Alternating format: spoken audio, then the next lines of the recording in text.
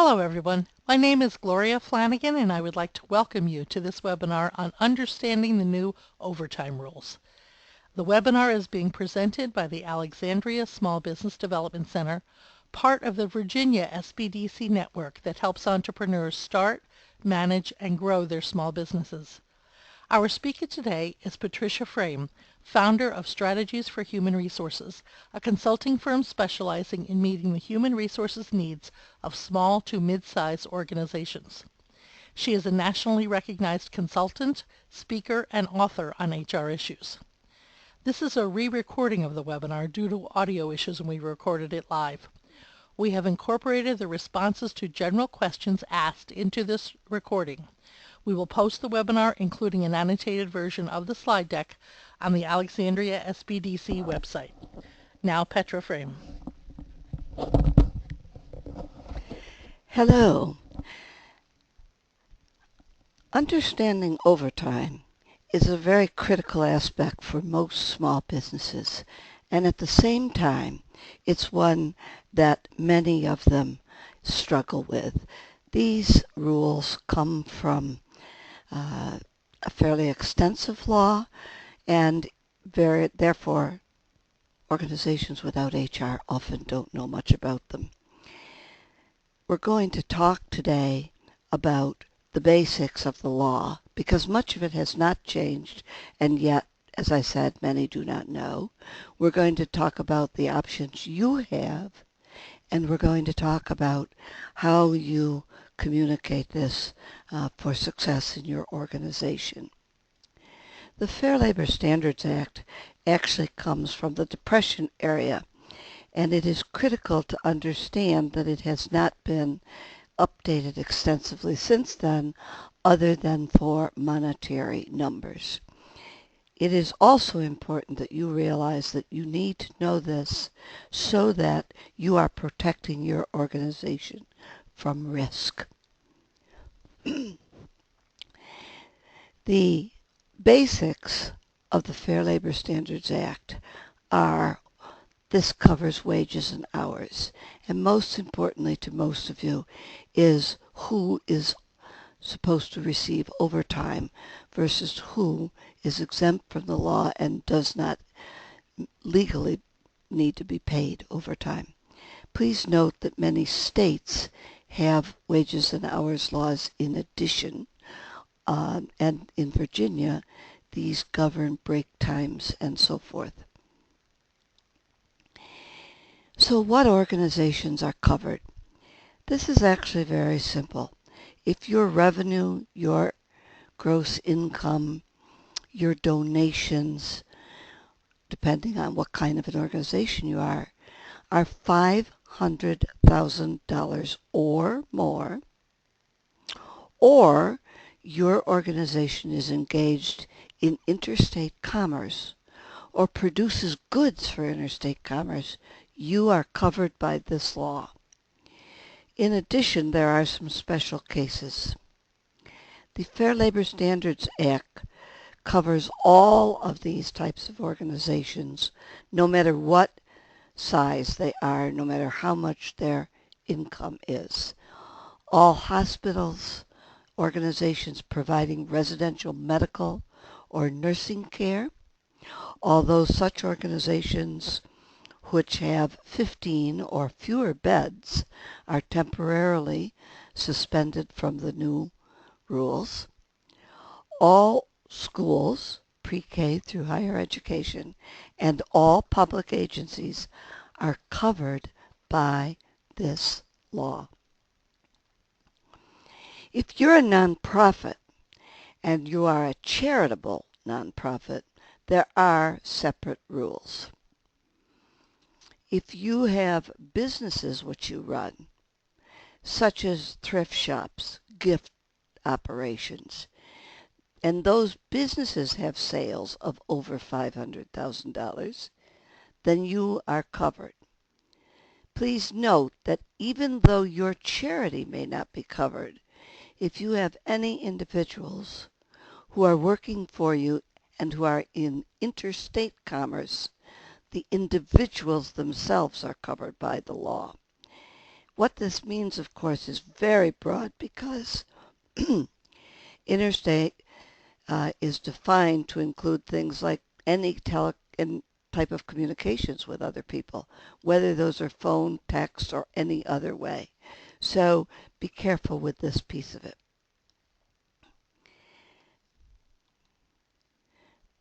The basic Fair Labor Standards Act defines which employees are covered, and for those employees who are covered, many of you may have heard of them described as non-exempt. You must pay these people 1.5 times their normal hourly rate for all work in 40 hours each week. Now, if your work week is less than 40 hours, maybe you work 35 or 37.5 hours, you do not have to pay overtime until such time as you go over 40 hours. So the law is 40 hours. You obviously can elect to pay more money out, but you certainly do not have to. In addition, the 40 hours includes only actual work time. So if you are offering and the person takes during the week paid vacation, paid holidays, paid time off, then in fact you do not have to include that in the 40 hours worked that week. There are 3 tests which are necessary to be exempt from the Fair Labor Standards Act. These are the salary basis test, the salary level test, and the duties test. The salary basis test is that a person must be paid their full salary every week if they work at all during the week. There are limited exceptions to this, such as during the first or last week of work if the person does not work a full week, or if the person is out on paid sick leave or FMLA. But in general, if a person works at all, they are not subject to any reductions for quality or for quantity of work done. This is important to understand because it means you cannot dock an employee's pay who is exempt from this because they take a couple of hours off in the day, even if they take off most of the day. So you merely need to understand that there are rules that cover what you must pay a person for in order for them to be exempt. Now, what are these limited exceptions? You may offset pay if the person is on witness or jury duty, if they're picking up military reserve days. You may count the money they get paid for those against the salary that you owe them. If the person takes a full day or more off for personal time, you may reduce their salary for that full day, but not for partial time. And you may reduce pay for significant safety and discipline violations. But these must be significant, not minor things. Many people tend to think that salary equals exempt. This is a common mistake. You can have someone who is salaried and who is non-exempt so long as, if they work over 40 hours in a week, that you adjust and pay them overtime within the next pay period. So For those of you who are concerned about having multiple systems, you can have salaried, non-exempt workers, and in fact, many organizations do this. I want to talk a little bit about basic duties. Duties tests are critical to understanding who is exempt from the law.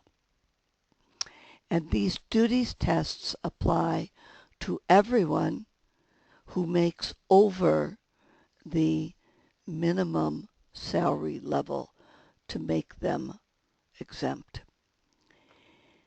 So the first of these are the professionals. Now, professionals does not equal anyone with a degree. There are two types of professionals, and they must be practicing in their field to be considered for this exemption. There's the learned professions, such as doctors, lawyers, and teachers, where they have a degree in a recognized field of specialized intellectual property and extensive preparation. And there is the creative and imaginative professionals, where the work itself requires creativity, imagination, and originality, such as composers, artists, and musicians. Executives are the second category of duties tests. An executive is the person in most small companies and organizations who manages the entire enterprise. In a larger organization, this would be someone who managed a major subdivision as well. In addition to the managing of the enterprise, this person must direct the work of two or more full-time equivalents in employees and must have the authority to hire and fire people alone or where their recommendations for such hiring and firing are given significant weight. In addition to the executive test, we have the administrative test. The administrative test is not for clerical and other admin types of jobs. The administrative test is for non-manual work done either in management or the general business operations of the organization. In this case, the person must exercise significant judgment and discretion with only general supervision. In all of these cases, the professionals, the executives, the administrative, it is important to understand that it is the duties that make the difference, not job titles alone. So it is the work the person actually regularly is doing.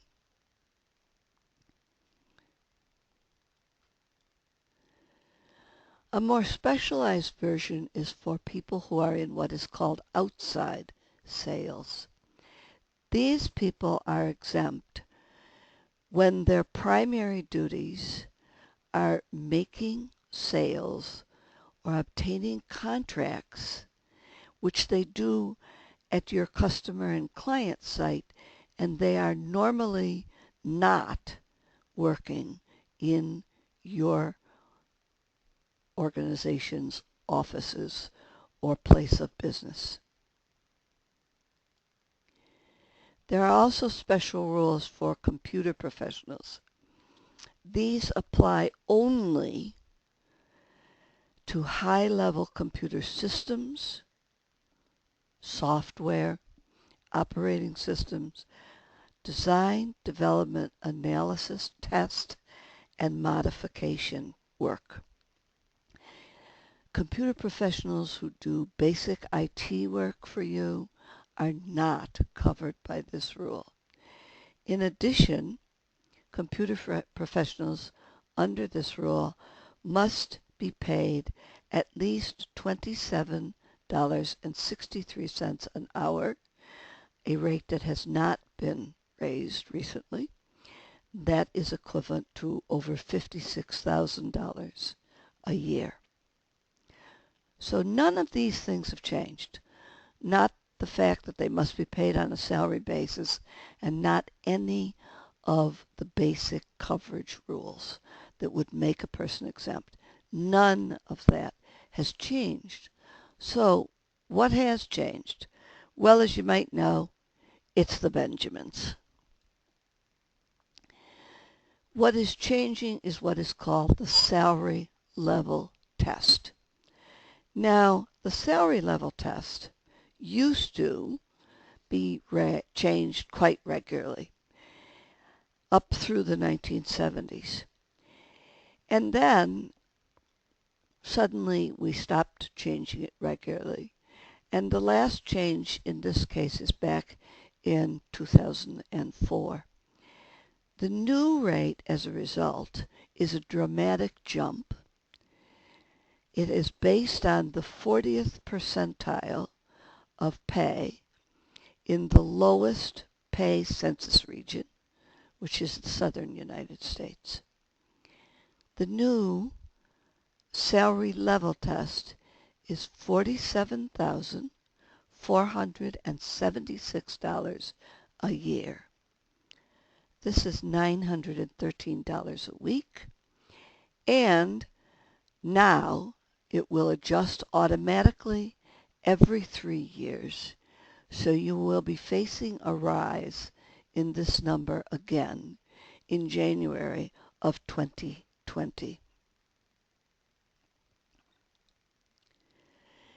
One of the things that they have added, however, in this raising it to this new level is a way for you, if you have non-discretionary bonuses, incentives, or commissions that are paid at least quarterly, to count up to 10% of that $913 a week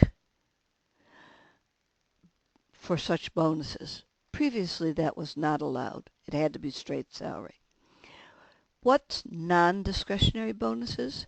Non-discretionary bonuses are those which are not solely at the discretion of the employer, such as spot bonuses are, or Christmas bonuses.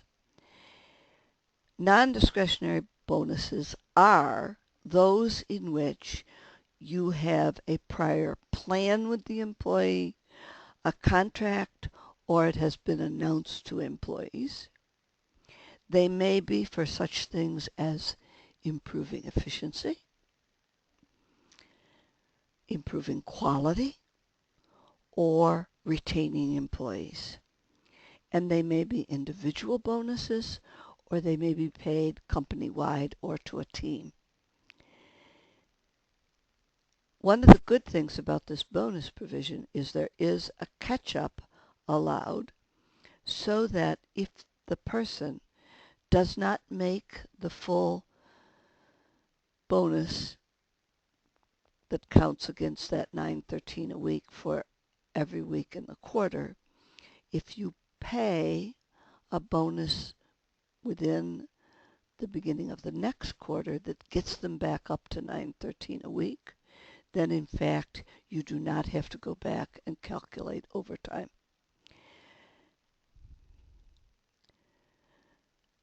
So what do you need to know when you think about the salary level test?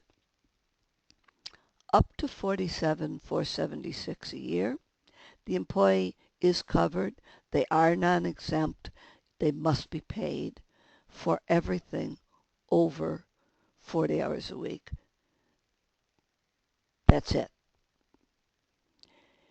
Between $47,477 and $134,004, you must assess them using the duties test, which are the tests we just talked about. If they meet the requirements of one of those tests, then they can be considered exempt and you do not have to pay them overtime. If, however, they do not meet the requirements of a duties test, then they are still considered non-exempt and they must be paid for any work over 40 hours a week at time and a half. Finally, there are those people who are above $134,004. And for those people, you can use the minimum duties test.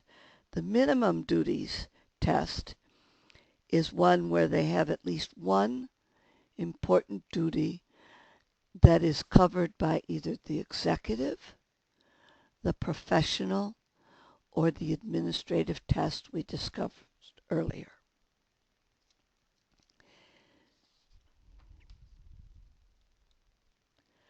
So what are you going to do? And this is the most critical part. You need to look at the culture of your organization, the marketplace that you're dealing with, both locally and in terms of any specific fields that might be important to your organization, and the actual impact that is going to apply to your employees now to create a plan. And that's one of the reasons that I'm recommending that you start this process quickly. Although the new salary levels do not apply until December 1st, this is going to take you some work to fit in and do. So how do we start this? Look at everyone you have who is currently making that $913 or less. Ensure that these people are doing jobs that are critical to your organization, that they're the best possible way to organize the work. I say this because so often in my small company clients, they find that somehow a part-timer became full-time or jobs got set up more because Mary was really good at doing these three things, and they may or may not make sense once you look at it. So do think about this before you move to the next stage, because if changes are needed to the work that people are doing, now is a great time to get that figured out, documented, and done.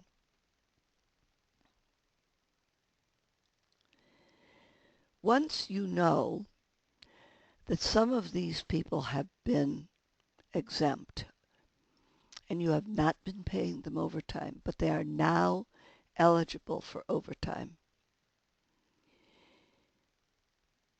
then you need to really think about how many,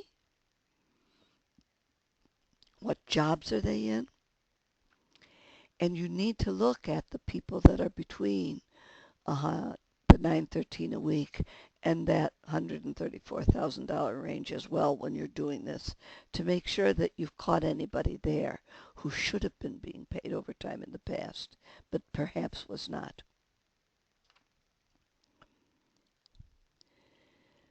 As I said, one of the things that's also important in this process is to look at job descriptions and be sure they're current. This is a part of your review when you're looking at whether or not the work done is necessary and organized properly.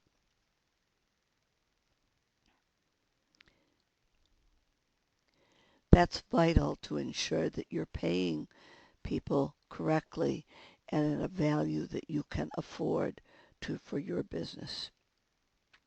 So how many of these new eligibles actually work over 40 hours a week? Well, wage and census reports tell us that 60% of all workers never work overtime hours.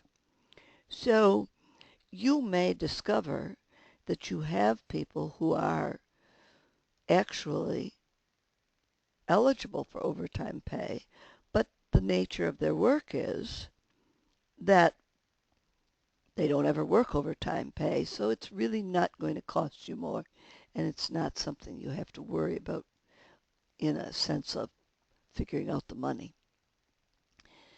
Where you do have people who work over 40 hours a week, it's important to understand why. Is this a work issue?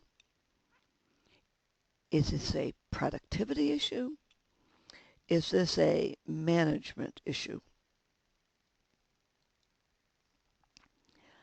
Are people really understanding their work priorities? Have you and any managers in your organization been very clear about those priorities? And do people know what they need to do so that they're working on the right tasks? Do you or any of your managers send email or texts off hours and expect employees to be checking them? Do you hold meetings at really early or really late times? Do bosses expect people to be around? Do they reward them for FaceTime? All of these things can lead to overtime charges that you could control by some changes in how you do things. And you need to look at your policies to be sure that they also do not contribute to some. The impact of technology, our ability to always be checking work from wherever we are, the customer service focus of many businesses and organizations, and of course, if you have them, the people whose jobs include social media, all may contribute to working outside normal business hours for your organization. And as a result, you may want to consider whether or not you need to change any work practices.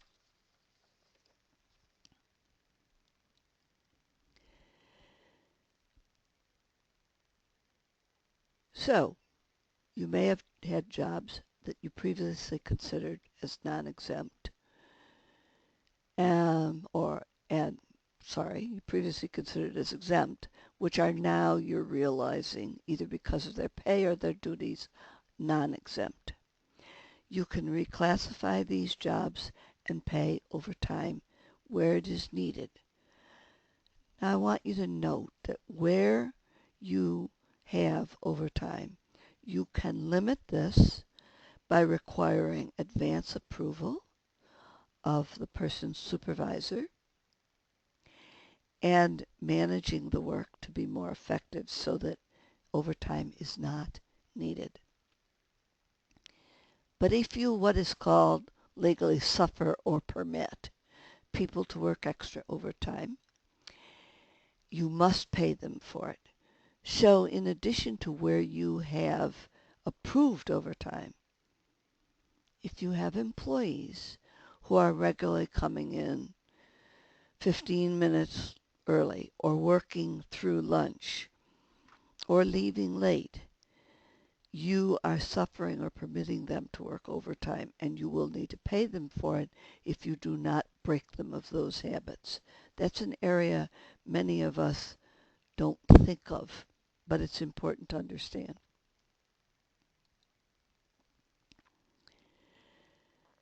You may have some people who do work a fair amount of overtime and whose duties allow them to be considered exempt. And you may want to raise their pay so that you can keep them as exempt. But remember, they must pass the duties test to keep them as exempt. Some of you may consider adding part-time workers to reduce these overtime costs. These might be a regular part-time person or as-needed labor, casual support, or freelancers. This is especially common in associations which have big events periodically. Um, the same is true sometimes in businesses whose work is seasonal or otherwise fluctuates throughout the year. And finally, one that I think is really tough, but which is being talked about in the compensation arena, which is that you may want to look at reducing their pay so that their new regular pay plus their overtime costs equal their old pay level. This is emotionally difficult, um, and it's also tricky to calculate unless the overtime is very standard. So approach this with caution, but you may want to look at doing that if that's important to your business. Once you know the scope of the issues you're facing, you have to decide what will work best in your organization. First of all, it's important what matters to your workforce. Do you understand that? Do you know that? And what does your culture dictate? These two items must be congruent with whatever decision you make about each individual employee and their pay, or you are going to risk failing.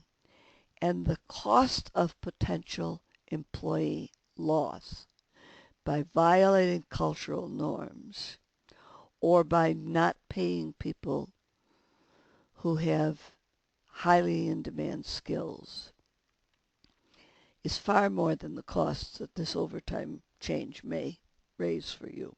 So think carefully about this. You'll also need to think about some basic compensation issues. Compression costs are what happens when you raise the pay of a worker so that that pay is now close to or equal to their supervisor or to other people who are more experienced and skilled in the same jobs.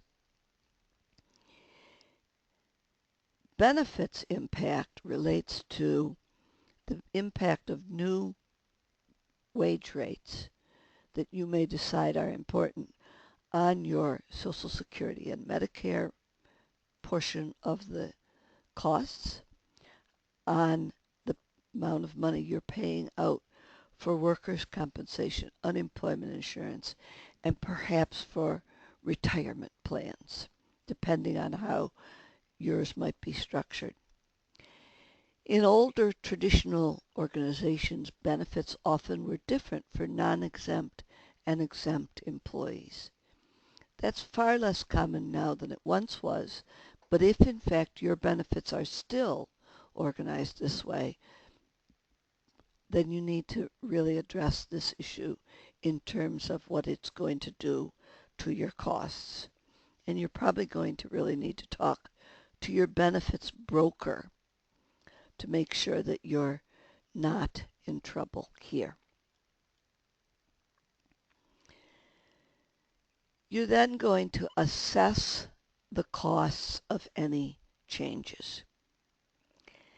And I might want to remind those of you, especially in nonprofits, associations, and things like that, where this is more common, although there are businesses that also do this mistakenly. Compensatory time off is not allowed in lieu of paying overtime. So you can manage a person's work hours within the work week to reduce overtime costs if you know that, for example, the person is going to work an extra half day to support some business necessity. Perhaps you can give them a half day off earlier in the same work week, but you cannot give them comp time in the following work week or later pay periods in lieu of overtime. The only people who are allowed to do that are governmental organizations. Once you know what these changes are going to cost your organization, you need to look at the timing of those changes. Now, the law, of course, requires this to be done on December 1st.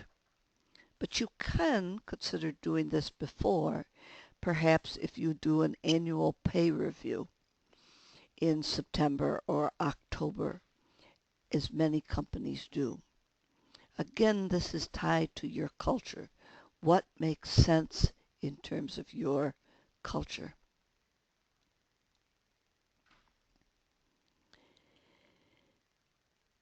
When you are talking about changing someone who has been exempt to non-exempt, your first concern certainly has been the dollars, the impact on your expenses and what you can afford.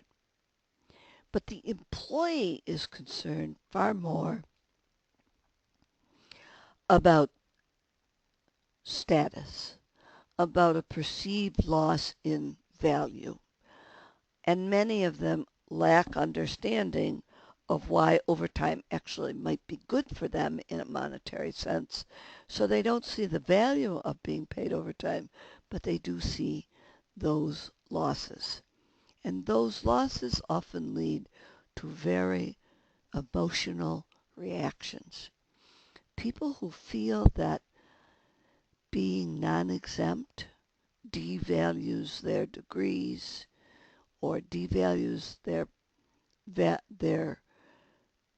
worth within your organization are people who are going to be emotional and concerned and upset and lose productivity. Your actions, how you take them, how you address them, become very important to how people respond to this, to whether they perceive this as good or bad, to whether they perceive this as demeaning or just an administrative change. You also have to consider when changing people from exempt to non-exempt items like company equipment.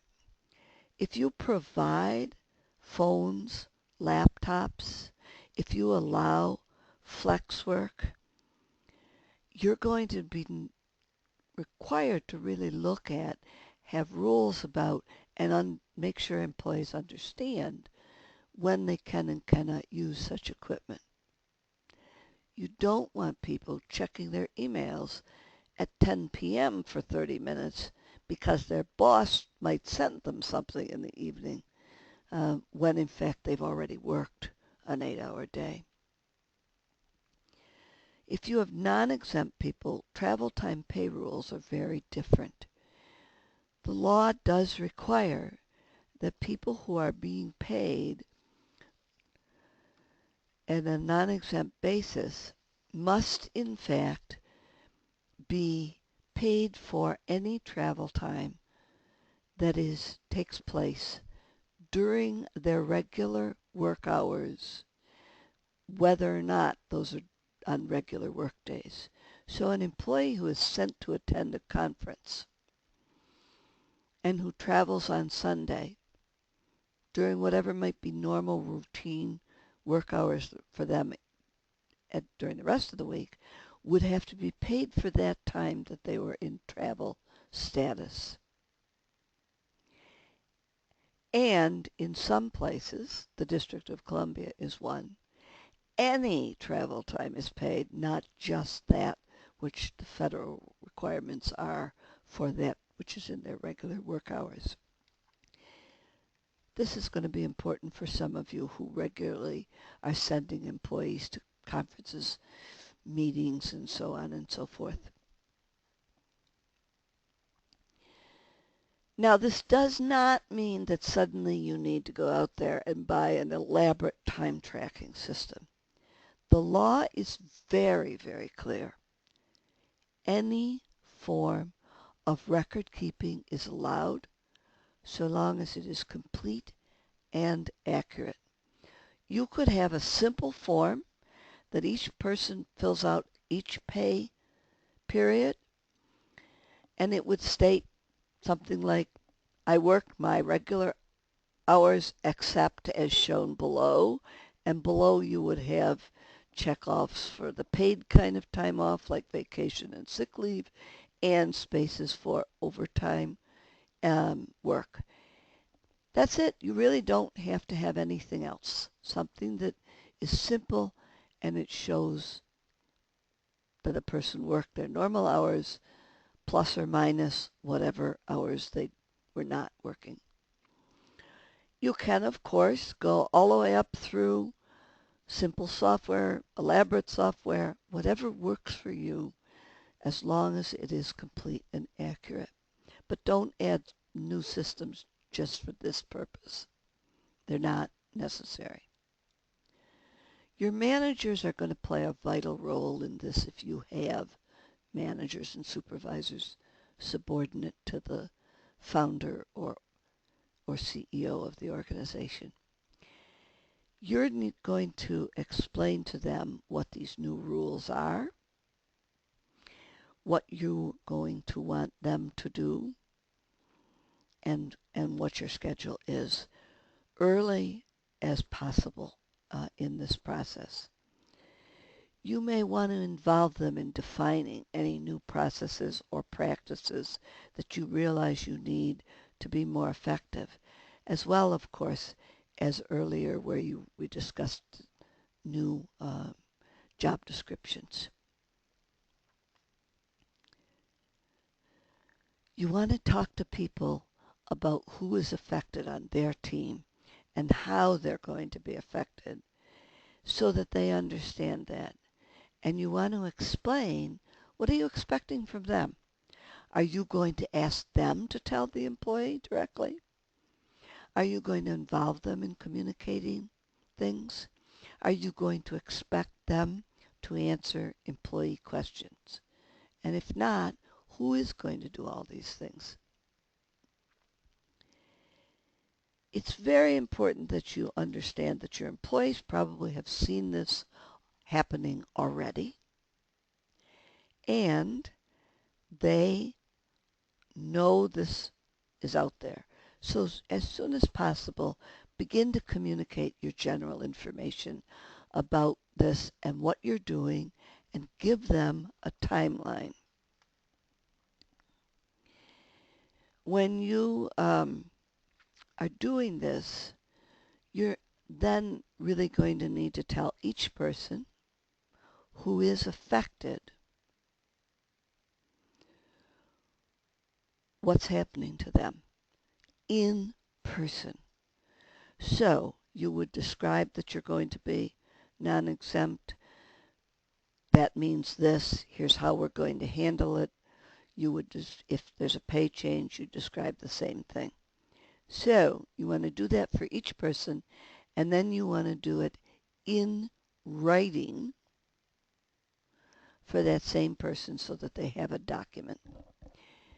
If you have questions that have not been answered in this, you can reach out to me for those which are highly specialized, or you can reach out to any of your local SBDC folks for more information. Thank you for your time.